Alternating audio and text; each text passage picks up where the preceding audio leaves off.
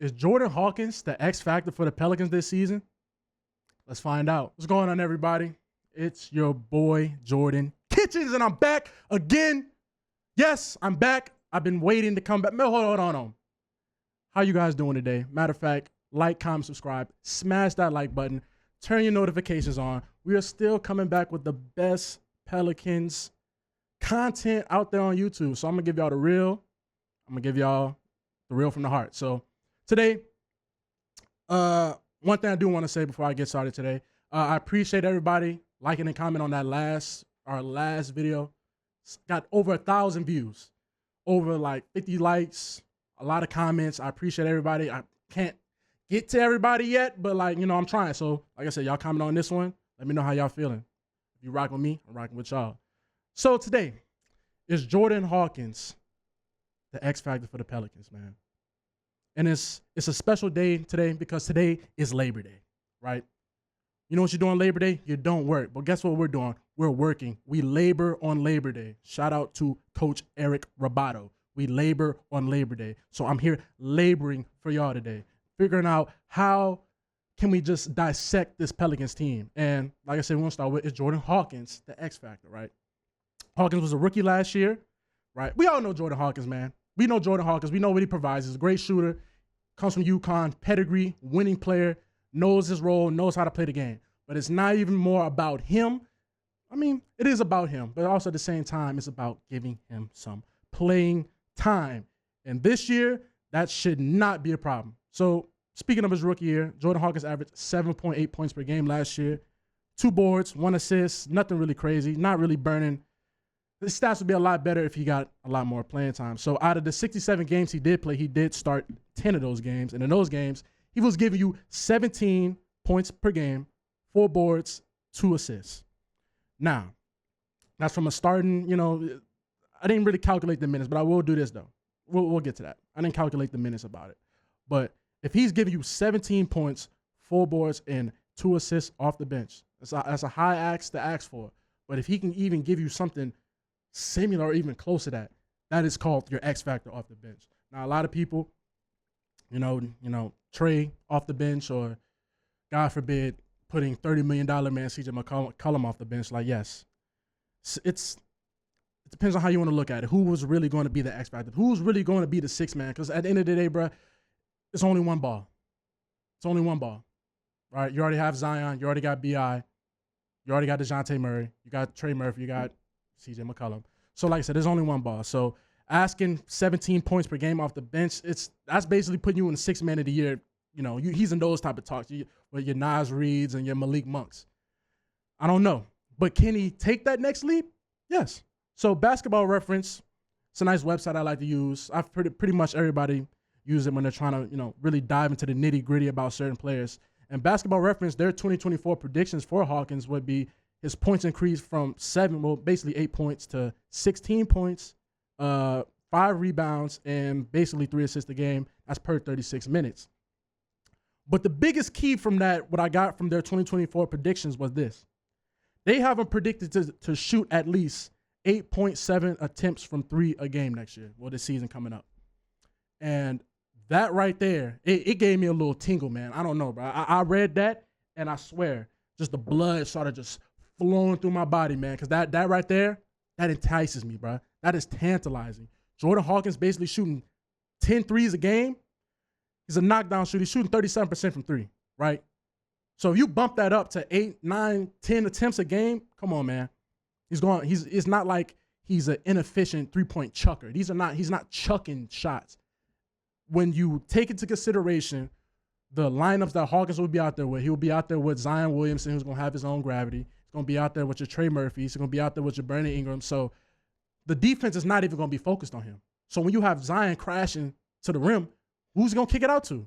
That's when your Trey Murphys, your CJ McCollums, your Jordan Hawkins come into play, since Brandon Ingram is not a prolific 3-point shooter, or he just refuses to shoot threes sometimes. But those type of guys, Hawkins, he's one of those plug-and-play guys. When you drafted him, when the Pelicans drafted him, not when you drafted him, when the Pelicans drafted him, we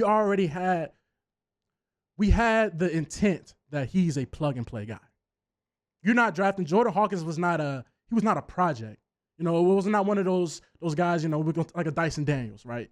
You see the potential what he can be, but we got to get to that point. Hawkins, you kind of already seen. He was one of those players like come from UConn, winning culture. You see what he is. He's like a little Rip Hamilton. He's running around, coming off screens, shooting threes. Ray Allen, UConn lineage. So he's one of those guys. And that's perfect for this team.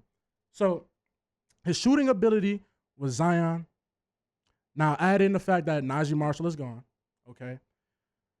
It's still a loaded backcourt. It's a little concerning when you have, you know, DeJounte Murray, CJ, Jose, Herb, BI kind of ball handles. Zion ball handles a lot. So our backcourt's a little bit more congested than I ain't gonna say I would like, because that's a good problem to have. You want to have plenty of bodies to go. That's not a bad problem to have, unless, you know, last year you're playing guys that probably shouldn't be playing over guys that probably should be playing. But that's last year. We're not worried about last year. We're worried about right now. So if you just put all this together, man, it's like a gumbo. Let's make a gumbo with this, man. If you put all this gumbo together, you put your ingredients, Najee Marshall being gone, that's minutes. That's minutes that somebody has to take. I'm looking at 24 to take those minutes, right? Najee Marshall being gone. Zion Williamson's gravity effect. Gravity, if you don't understand the term, gravity is basically like, it's like a planet. Think of a planet. A planet's going to have orbiting other planets. A big planet's going to have orbiting other planets around them. So a player of great magnitude, like your Steph Curry's, Giannis, Zion, those type of players, like, they have gravity. So the defense is always going to be fixated on them. No matter what they do, the defense is on them. So everybody else around them can eat off that gravity because they're always so fixated on him. So you add in Zion's gravity, Najee Marshall being gone. And honestly, I kind of hate to say it. But I think we do need to count that Willie Green is going to play him out. I know. It's like wishing on a dying star. You know, wishing that Willie Green will finally play some guy that everybody has some type of guy that they've been wanting Willie to get to put in the rotation. You know, we all have concerns and questions about Willie's rotation, but I think that Willie Green, if he's a coach that I think he is, that he's not one of those coaches that's going to stay stuck in his ways. Like, Willie Green has adapted. No matter how you feel about him, he's still a winning coach for us, right? He still has it's about 500, but it's the NBA, man. It's kind of hard to win down here, right?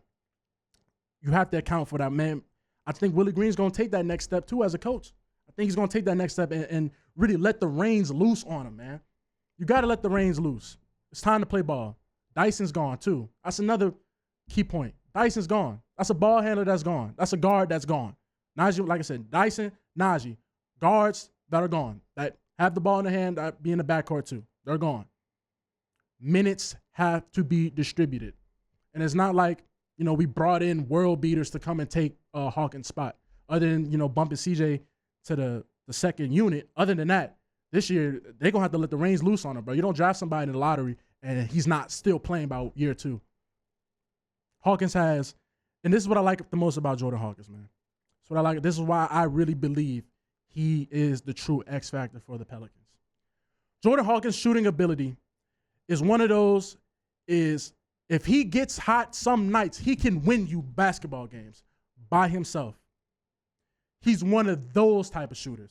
I'm not saying he's Steph Curry type of shooters, but he's still like a Ray Allen that can come out and hit 6-7 threes and just blow the doors off. How Klay Thompson went out there against the Kings and with like 11 dribbles and just scored 1,000,000 points on him. He's one of those type of guys. He's one of those guys where if it's his night and he's hot, he can light the whole building on fire. The blender's going to be engulfed in flames. He's one of those. He's a flamethrower. It's all about learning how to use this flamethrower. And I think that if the Pelicans want to have bigger aspirations this year, I know we've been saying this for so long. It's like I'm talking to a mirror, man. It's like I'm talking to myself from last year. Like, we have bigger aspirations. But I really mean bigger aspirations, just winning a playoff series. Then we could talk about anything. I just want to win one playoff series. So if the Pelicans want to advance to the second round, I'm not asking for much. I'm not asking for a finals run. I would like that, but I'm not asking for that. I'm being as realistic as possible. If we can just get to the second round, there is no way the Pelicans make it to the second round of the NBA playoffs and Jordan Hawkins is not a crucial member of that team. So if we truly want to see this team be at its full potential, yes, we would like a big man, but I'm not going to keep harping on the big man. Every video I talk about, take a shot every time I say big man at this point, because I talk about it every video. But if we're not going to have that, we're going to need a crazy offensive explosion.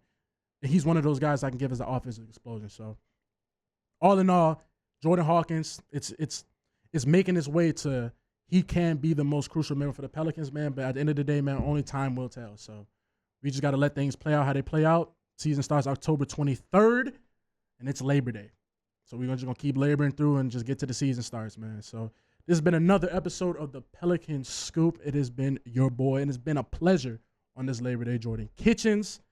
And like I said, y'all like, comment, and subscribe. Please comment. Let me know if you're rocking with me. I'm rocking with you. And I'm going to see you on the next episode. Peace.